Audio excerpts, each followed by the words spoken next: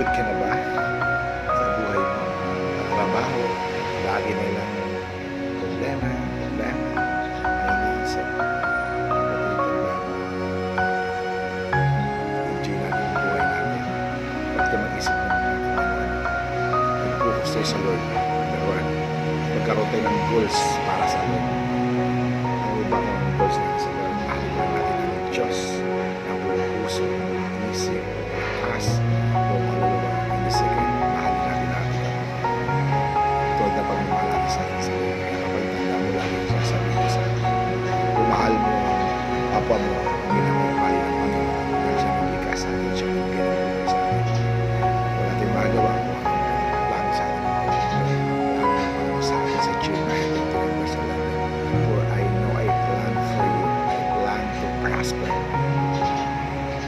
not to harm you. I plan to good future and hope. Kapatid, yan ang plano niya sa atin. Tandaan mo lagi, hawakan mo na masagyan ng Panginoon. Kapiling